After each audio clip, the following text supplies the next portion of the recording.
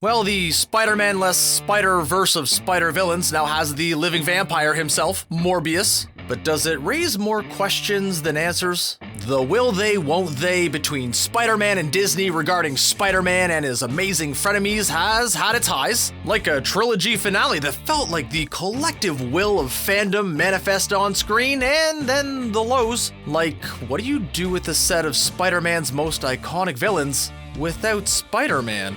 Each new hint has only been more confusing than the last, and Morbius comes with a cargo ship full of things that need explanation. For instance, after the dopamine high of having 3 Spider-Men come together to fight the villains of the previous Spider-Men, I fought an alien made out of black goo once. I want to fight an alien. there were some assumptions about how Doctor Strange's spell worked compared to how he described it.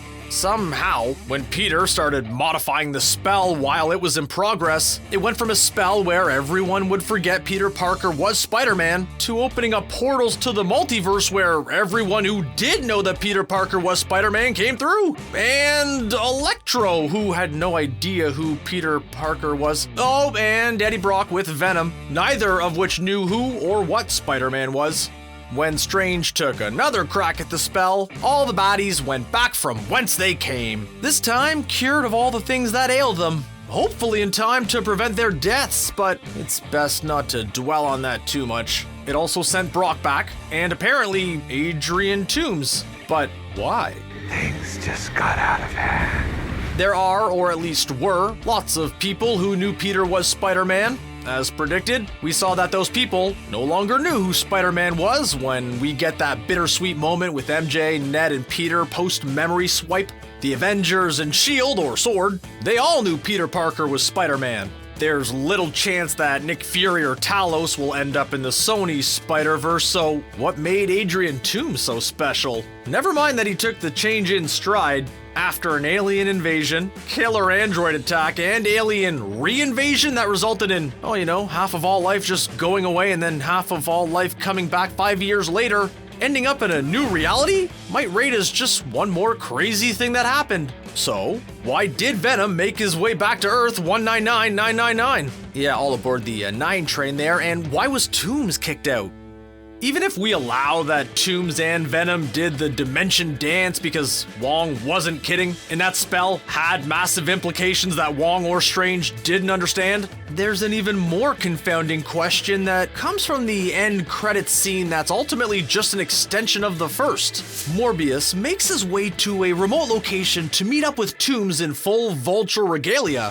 Where did that come from?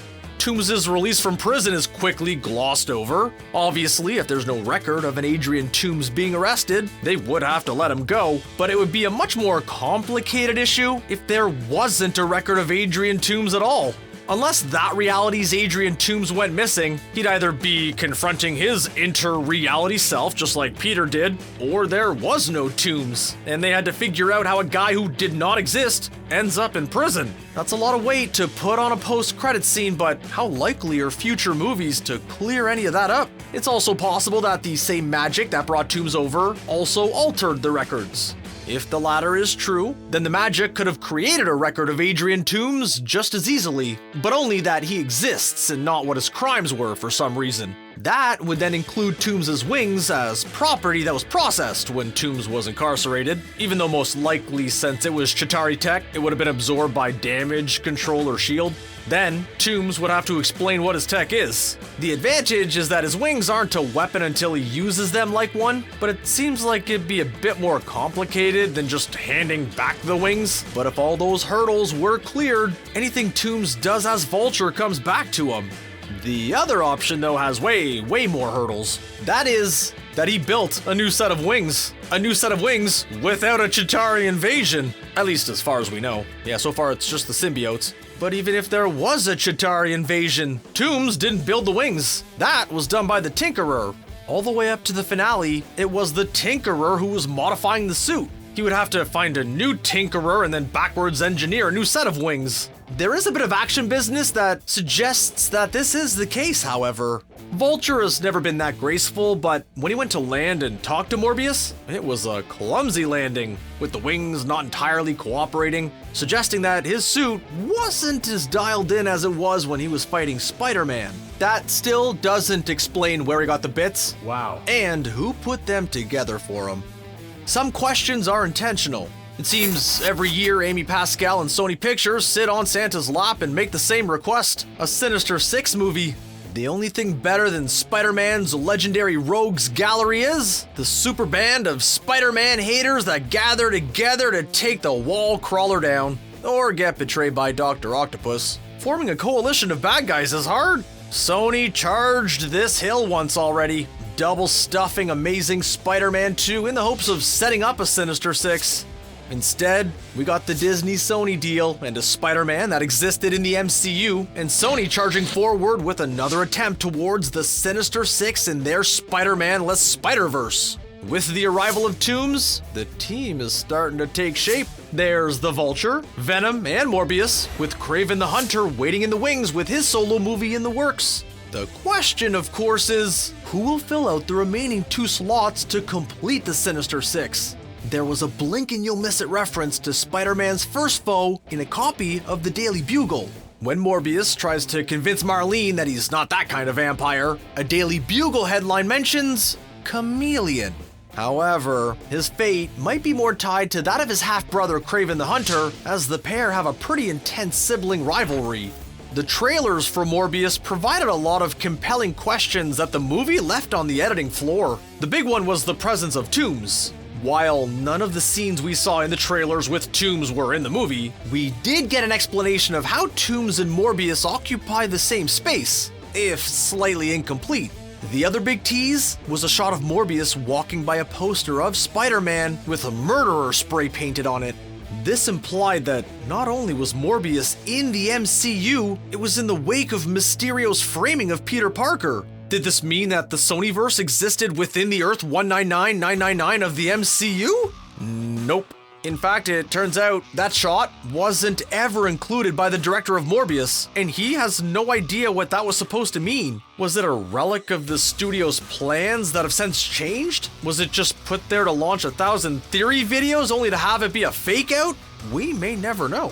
It does leave a question, though, of whether or not this reality has a Spider-Man. The third act of Morbius is set to the ticking clock of Morbius's humanity. He tells Marline that he's a day away from the blue artificial blood no longer doing the trick, and he'd be consumed by his bloodlust for real human blood, making him a monster beyond his control. To prevent this, he makes 2 doses of the poison that will kill both man and bat inside him and his childhood friend Milo. It's a fate he insists that there is no escaping, but when he confronts Milo, he gives Milo a dose of the fatal cocktail and then just sort of wings off into the distance to later meet with Toomes in some undetermined future date. Did Morbius decide he was just too cool with it? Had the bloodlust taken a hold of him by that point and would not allow him to slay himself? We see him cruising along in a luxury sports car, indicating either his name has been cleared or there's an owner of a Porsche somewhere who has met a grim fate. Also, Morbius could keep an appointment. But then, why does Toomes feel the need to pitch his team up as a chance to do some good if Morbius has broken bad? Morbius definitely did not adhere to the philosophy of explain everything in a script. How did Milo become a super rich guy? Don't worry about it. Could be nefarious means, could be just prudent investing. But then what was he once he became a living vampire with Morbius? Certainly he was upset that there was supposedly a cure and Morbius wouldn't share it with him. The nurse is killed because during the first transformation, control is a bit of an issue. He then feeds on some aggressive dude bros from a bar, leaning into the anti-hero lethal protector realm where, like Venom, his sense of punishment is out of scale. But then he gleefully kills some transit officers with little concern over subtlety or loss of life. There's a lot of built-up anger over mistreatment stemming from his disability, but what was his vision of him and Morbius going into the future exactly?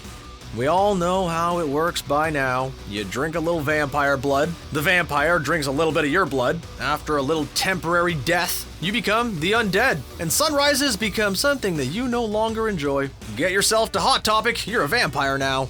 Marlene's last kiss with Morbius, she bites him and draws blood, then asks that her sacrifice means something right before she dies. This prompts Morbius to drink deep of Marline for the strength to face his former friend turned foe. Naturally, she wakes up right before the credits roll, now a vampire, not unlike her comic book counterpart who becomes a living vampire and a legit vampire over time. Was that her plan? Is that why she introduced the kink of biting as her last act as a normal human? Was it just something that she threw in there to see if it worked because she was dying anyway? None of this addresses the needlessly complicated way Morbius goes about capturing vampire bats, or how he lands a helicopter in front of a cave of bats and that's not what wakes them up.